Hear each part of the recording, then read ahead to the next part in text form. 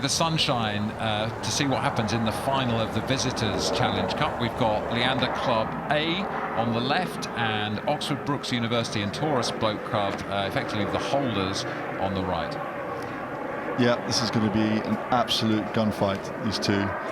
Leander knocked out their other Leander crew yesterday, who was an under-23 potential crew with some medalists in it. And here on this side, Jamie Corpus, in the bow seat, has won Henley 3 times. This crew is full of experience and international experience as well.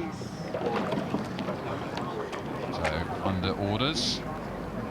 The Visitors final, Strokeman's hand is up, setting his clock, wants to get the times down the course.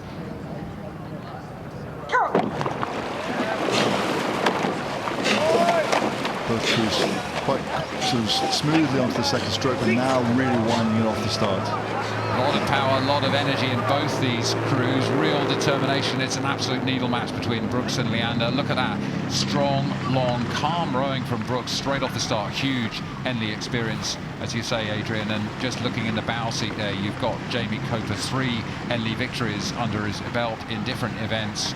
Straight, long and strong from Brookes. Yeah, and these guys, 3 of these guys won Henley last year in different boats, and still nothing in it on this station unless they've done a good job to be in that position so early on. Just that Leander, the Brookes crew, they're just so explosive off the front end. Just the way they connect to the water and really drive their hips really keeps the boat moving. So we're admiring Brookes, but Leander alongside them maybe have a slight edge at this moment. Sitting there, Calvin Tarzy in the stroke seat. He won in 2018 that fantastic record-breaking St. Paul's School crew. So no stranger here as he has a glance across, because in the other boat racing him today, you've got Tom Horncastle, who was also in that St. Paul's record-breaking crew. So one of the great things about Henley, we were just talking about the bonds that are formed across people who then may go on to compete with each other. Brookes being warned now by the umpire. They look like they are straying across into the middle of the course. They're some way from the booms on this side. They'll have to correct there, and Leander will want to take advantage of that. Yeah, they look really composed, considering they've really not given Leander very much off that. It doesn't look like they're really pulling the side off the boat. They're really rowing their rhythm. So this is going to bode very well for going down the course. And they're very composed, the guys, just rowing their rhythm. Especially possible there, just slowly you see Leander now starting to take a little bit of a margin as they transition into their race pace. I just love that. I just saw Alex Nichol, 25 years old, in the stroke seat of the Brookes crew. A little glance with his eyes, not moving his head, beautifully composed, but a little glance with his eyes, because he could see the stern post of the Leander crew starting to move again on him. And Leander, look at that lovely, tight, clean blade work. No urgency, real sort of sense of patience and push there, Adrian. That's exactly what I was thinking as well. They're just so calm, the blade work. There's no rushing away from the finish. There's no hacking in the front end. It's all very done exactly at the right time. And it's the way they're also rowing. It's a slight contrast to the Brookes style, and they're much more patient off the front end, sort of in a long, more sustained draw. One's not better than the other, just a slight contrast in the way they row. Well, it's neck and neck, isn't it? Just going past the barrier, just a quarter length advantage to Leander, but Brookes, as you say, looking really composed and controlled here, enjoying these conditions that have gone from biblical to benign here at Henley Regatta.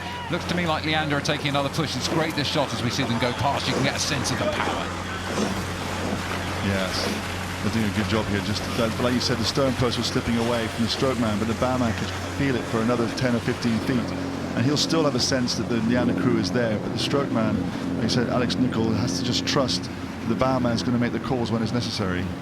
So looking from above, we can see that connection between these two crews. Just the canvases now, those yellow darts from the front and the back of the boat overlapping as Leander seek to take advantage. They're sitting quite close to the booms on this side. If I was on the stroke side of this boat with those 2 oars next to the booms, I'd be starting to get a bit antsy, Adrian. I agree.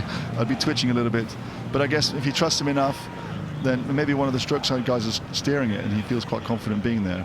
But here we go now, as the course moves further across and the stream shifts across the course a little bit, Brookes is starting to come back towards Leander.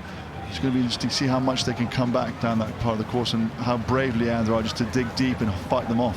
We've got a lot of water coming from the heavens into the river and then into the river down the stream, and the stream is flowing from left to right, which means as the course moves towards the middle of the river, perhaps the advantage goes towards Brookes, and they want to capitalise on that now, and that's what they're doing. I think they've taken a seat or so in the last 10 strokes. I agree. Let's see if they keep moving, eh? I agree. And also to your point about the steering, the Leander crews moved themselves away from the booms, and now they're steering back. I thought he deliberately moved himself a bit across the course to move out of the stream a bit.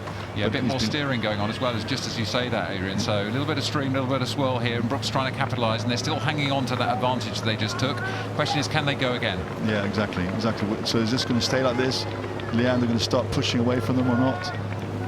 This is the hard part of the course. This is the area for me that decides who wins this race. If Brookes can get back on terms, get maybe the bows sort of within 6 feet or closer, they'll have a good chance. Umpire warning. You can see from that drone shot there that both crews have sort of tried to creep across to the Berkshire side, the bottom of our picture here, wanting to try to stay out of that stream that's pushing them backwards. Leander obviously have the advantage of being closest to that, but Brookes were warned for being a little bit too far across. So really good tactics here. Leander absolutely scraping along those booms here, trying to stay out of the stream and capitalise on it. But that push from Brookes has held. It's held. It has really held, and that was a dangerous bit there, was a gap in the booms. It's quite easy to move across there and hit the next booms when they start again, but Leander managed to just nudge themselves across. So great tactics here. Jamie Copas, we called, is steering this crew as well, and he's going to want now to push back across to the middle to stop Brookes getting now out of that and into the sort of travelator we've seen along the enclosures here, as there's a bit of advantage to the left-hand lane, the Berkshire lane. Leander going, but Brookes know it's their last moment to attack here, and up they go, away they go. Alex Nichol at stroke 25, Tom Corncastle 23 behind him, Odrin Donaghy 23 behind him, and Jamie Copas in that Brookes crew pushing it on against Leander. Have they got enough beans left here to close the gap? They need to be totally unreasonable now and just go for it right now. We heard about the kitchen sink earlier. They really need to dig in hard. Steering issues a little bit as they're under pressure. Just as you don't want to have to steer there and put their foot down, they're having to move across. It's the visitors' final. It's Brookes and Leander. Leander have been leading all the way. Brookes have been attacking and holding, as Brookes are warned again, coming across the course, wanting to take advantage of the screen. Great tactical steering by Brookes. Jamie Copas looks across again at Leander, and Brookes are going. Brookes are moving even as the umpire warns them again, but Leander are moving now. Yeah, and I think it's hard for Brookes now. They're a little bit in the wash. It's a bit more bouncy. Leander steered an amazing course down that boiler the whole way down, and Leander and Brookes here throwing everything at it, but just really struggling to keep themselves straight. But Rory Copas, to be fair, that's where you want to be. The holders, Oxford Brookes, have attacked all the way down this course, but this year in the Visitors Challenge Cup, Leander Club A crew win the race. Delighted with that victory. Look at what it means to these young men. An unbelievable effort between both crews, and that shows you what it means.